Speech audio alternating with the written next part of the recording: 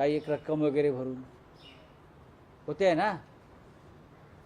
त्यांचे प्रिय उद्योगपती मित्र भारतातले सगळ्यात श्रीमंत नंबर 1 गौतम अडाणी यांची सुटका त्यांनी त्या दबावाखाली करून घेतली. दबावाचं ते कारण आहे. आणि दुसरं, राहुल गांधी सांगतात तसं अजून 3000 ॲब्स्टेन फाईल्स पडलेल्या आहेत. फाईल आहेतच ना, दबाव राहणार. पण राहुल साहेब, एक त्यातला असा मुद्दा आहे की पंतप्रधानांच्या या आवाहनाला तुमच्या महाविकास आघाडीतील एनसीपी शरद पवार पक्षाच्या खासदार सुप्रिया सुळेंनी प्रतिसाद दिलेला. देऊ द्या. सांगितले की माझं संरक्षण काढून घ्या. एकूण जी परिस्थिती आहे, संरक्षण बघा, 2 पोलीस काढणं म्हणजे बघा 2 पोलीस काढणं किंवा 4 पोलीस काढणं आमच्याकडे नाहीच आहेत. तुम्ही ताफे घेऊन फिरवतात म्हणून काढताय. गरज आहे का? मोदींना गरज आहे का? अमित शहा देशाचे गृहमंत्री आहेत. त्यांनी त्यांचा ताफा हटवला का, माझा प्रश्न आहे. अमित शहा देशाचे गृहमंत्री आहेत. जाऊन पहा, कृष्ण मेनन रोडला तुम्ही जाऊन पहा.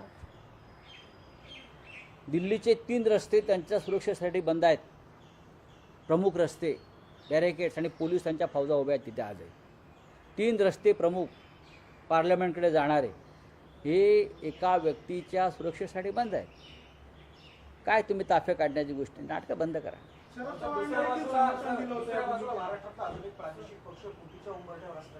मला माहिती बघा, तो पक्ष नाही आहे. अजित पवार असतानाही किंवा हे शिंदे आणि अजित पवार हे कधीच पक्ष नव्हते. या अमित शहाच्या सिस्टर कन्सर्न आहेत. निवडणूक आयोगाच्या माध्यमातून निर्माण झालेले वेगळे गट किंवा पक्ष आहेत. मूळ पक्ष हा शरद पवारांचा आहे. मूळ पक्ष हा माननीय उद्धव ठाकरे साहेबांचा आहे.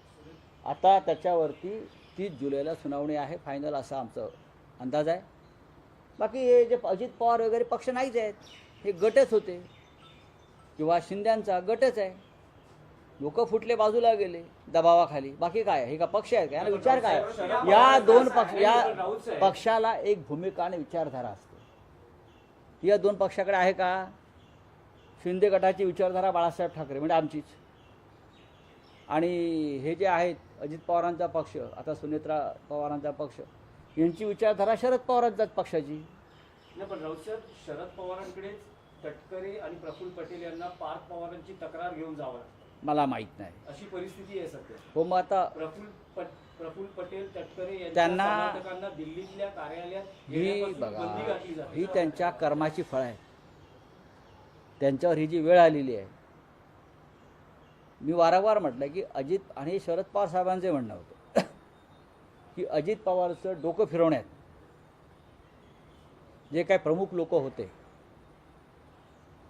त्या धनंजय मुंडे असतील, प्रफुल्ल पटेलसारखे लोक होते, ही त्यांच्या कर्माची फळं भोगतायत. परंतु असं म्हटलं जातं की